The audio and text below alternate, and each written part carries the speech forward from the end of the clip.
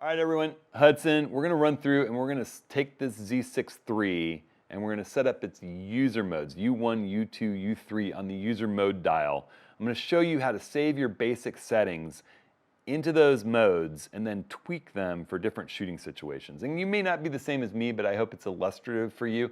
I'm always in manual mode, using auto ISO or not, depending on the situation, to kind of backstop me with my exposure, but I'm watching shutter speed and aperture with the dials on the camera.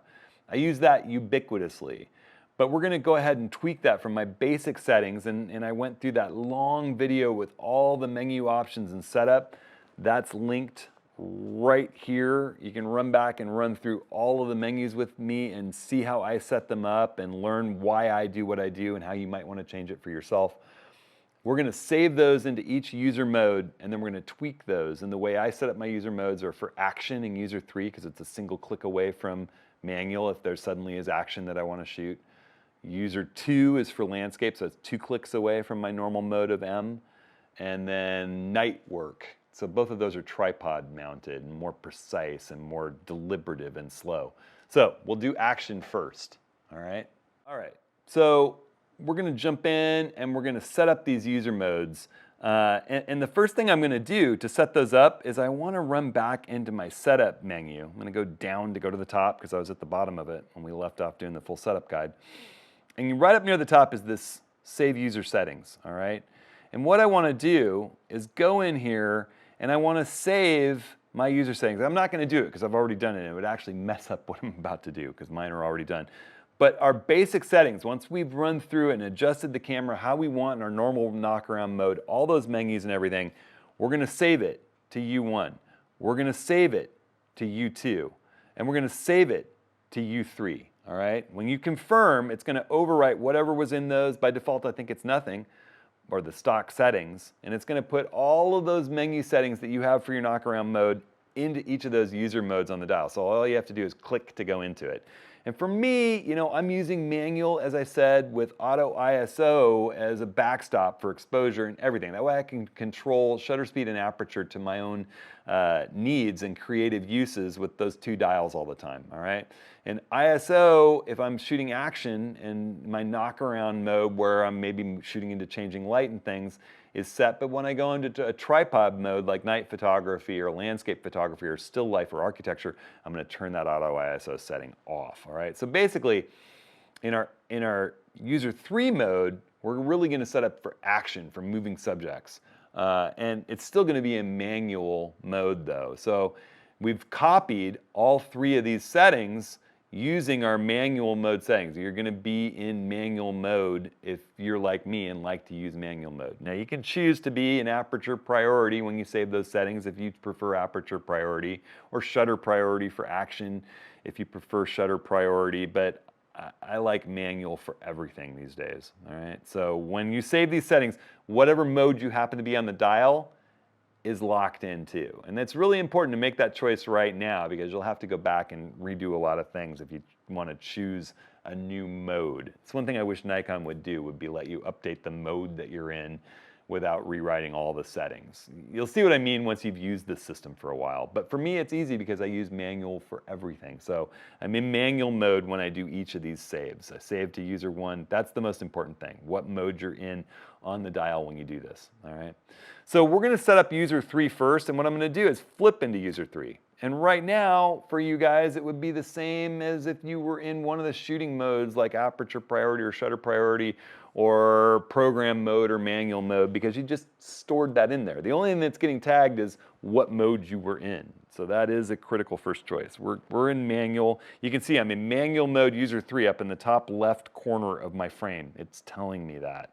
And then I'm just going to go in and I'm going to tweak a few things, all right? I'm going to tweak a couple things in my eye menu. Instead of, you know, if I was in AFS, I want to make sure that I'm in autofocus continuous.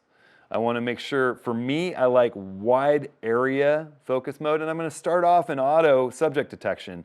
But you know, it's as quick as hitting the eye menu to switch to people or wildlife, or vehicles or planes, depending on, you know, what strikes me as needed. I'm going to hit the eye menu button back and then come back out.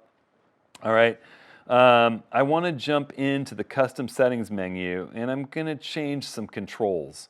and it's going to enable me to do some really cool stuff with focus in action. And I'm actually going to change the display button and move it onto one of my function buttons so that I can have the display as a second autofocus button. So I can do auto area focusing just by switching from the autofocus on button with my thumb to the display button, which is right next to it. So I can have two different focusing modes depending on which of those two buttons I hit.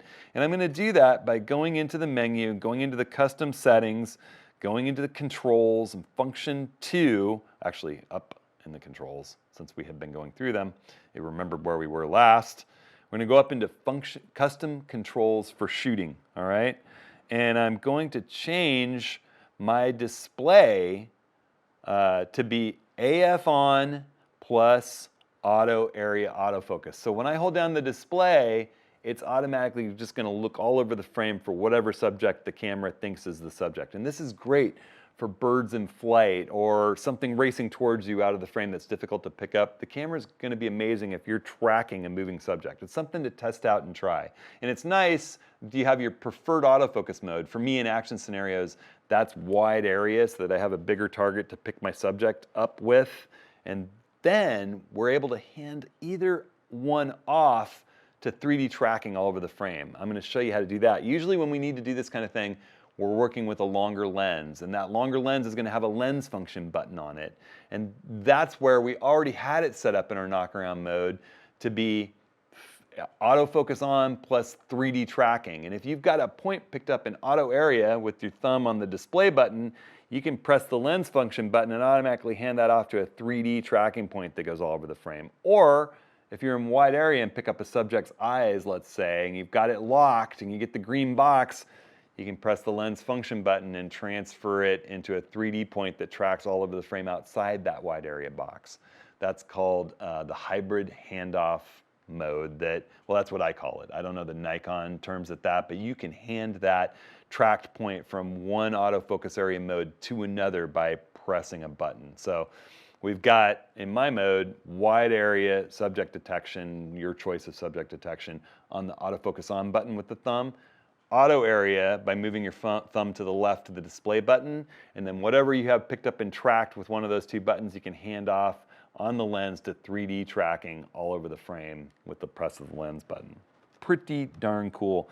Function 1 button is going to change too. So I'm going to run over to my function 1 is now switching eyes. So that top button, I no longer need that to be bracketing burst because I'm not going to be bracketing in an action mode. So I can just touch that button and it switches which eye that's detected in the frame is being tracked. I don't have to use the digital pad. It's much quicker if I'm autofocusing with my thumb to switch eyes with my middle finger right here below, right under the grip, between the grip and the lens. That top function 1 button switches eyes now. Function 2 suddenly becomes display, so I can flip display modes. All right, I can flip from seeing how much data I want through the viewfinder or on the back LCD with the function 2 button, since display is now going to be auto area autofocus. That's the big changes in controls. All right, so in the eye menu, I'm going to make a couple of quick changes too. I'm going to change exposure delay mode, which I'm not going to use shooting action. I don't want it to wait after I push the button, to silent mode. That way, if I'm street shooting or if I'm shooting wildlife that's skittish, the camera goes dead silent. All right, I'm changing bracketing to pre-release capture options. I'm not going to be bracketing in wild action shooting scenarios. So now it's pre-release capture so that I can really quickly and easily, without even going into the My menu, pick up and say I want to capture a little bit before I push the shutter button if I'm in that continuous 30, 60, 120 frames per second mode. It's only JPEGs, but it is very, very cool. In the interval timer, I'm changing to the shutter type. I'm not going to be doing time lapse in the action mode. So that lets me quickly and easily flip to electronic shutter if I want a faster frame rate for RAW files, that 30 frames per second for RAW files. And I think that that's about all I do. That's my action mode. I think the biggest thing, there's a few tweaks to the eye menu that just make more sense for action, but the biggest tweak are those focusing modes. So, from your standard focusing with AF on to auto area with the display button, and we always have 3D tracking we can hand off to with the lens function button, but that gives you 3 distinct modes, and it's really all I can imagine needing with these cameras. You play around with it. I think you're gonna love it. All right, so now that I've got those settings changed, what do I do? Well, it's really simple. You're in the user 3 mode. If you were to move out and back in, it wouldn't remember any of it. You have to go back into the setup menu and go into save user settings and save them to U3. You have to go in here and click save settings. That's why I didn't save them before, right? Is that I didn't want to overwrite my user 3 menus with what I was in manual mode on the dial. It would have nuked what I have in there, which I'm showing you. All right, so you want to stay in user 3. When you got your settings changed, save the settings. Boop. All right, now user 3 is set up. It's time to flip to user 2, which we have our basic settings set to again, all right? User 2, I said, was just basic moments that you're on the tripod. It could be architectural photography for you or still life. For me, it's usually landscape. And all I'm really doing in here, changing from my basic settings, is very, very simple. It's autofocus single servo, where it locks focus instead of tracking action. It's pinpoint area, which does not have any subject detection associated with it at all. And I go into my ISO settings, and when you're using your ISO settings, you push the ISO button, the back dial changes the ISO setting. So I'm at base ISO is 100 with this camera. I'm going to leave it at 100, the highest quality ISO possible, and then the front dial turns auto ISO on and off. I want it off. I want to be making choices about what ISO, shutter speed, and aperture I'm at, all 3 legs of the exposure triangle. And then the other thing is that in the menu, there's only one change, and that's in the custom settings, and it is A11, the focusing, and I want to turn off that built-in AF assist illuminator. I don't want it sending a green light into the landscape and bothering other landscape photographers with me. You know, I'm not trying to capture someone in a darkened room. That's it. All right, once that's done, again, you got to come out all the way down to the setup menu, save user settings to U2, go in and save those settings. You haven't left U2 yet. If you leave before saving it, it won't remember what's there, all right? So now, we're going to look at user 1, which I'm using for night mode. That's kind of the furthest away from manual on the dial here. And I'm gonna change that to work in really low lit conditions, Milky Way, star shooting, all right? And so we've already saved our knockaround settings that we got from that big long review of settings. And the things that we're gonna change, again, are, I haven't done that correctly before. Thought I had. I'm gonna go into autofocus single servo, so you get to watch this one. And I want pinpoint autofocus right there. There's no subject detection modes with pinpoint. I mean, you just have it off, but it doesn't matter. There's no subject detection with pinpoint. I want my auto ISO turned off. That is off. And I want 800 ISO. 800 ISO with this camera is where the second band of ISO or gain sensitivity interpolation begins. So from 100 through 750 or whatever, the camera is really working to maximize dynamic range. It wants to see the brightest highlights and the darkest shadows at the same time. It will sacrifice some noise performance. It assumes you're working in brightly lit scenes. You're not going to have much noise. Noise lives in the shadows.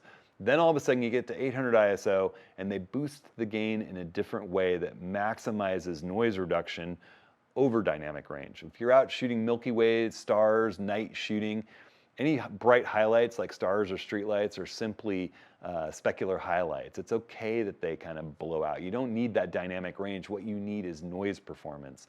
And 800 ISO you can think of as if it were like a second base ISO for low light work. It's what you should jump into in a night street hand holding. It's what you should jump into for astro photography with this camera.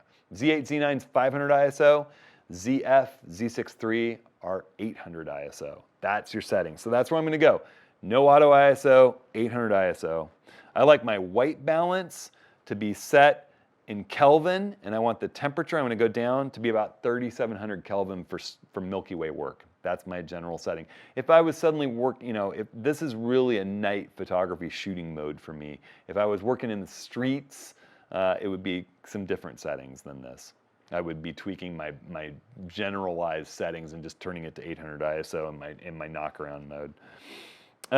Long exposure noise reduction. You can see that's on my eye menu here. I'm setting that to on by default. Now there's times where I'm setting up, ranging in, trying to get composition, trying to check focus where I might want to turn that off and then turn it back on for my finished shot. But for all of you, I'm turning it on to remember that it's a good thing to use. And again, same as before, we can go into our menu. We're going to go up here and in focus, we want the AF Assist Illuminator turned off, absolutely. And then we want to customize our eye menu. So I'm going to jump back out, go down to Controls. I went arrowed left to get to the kind of subheadings. And I want to customize my eye menu.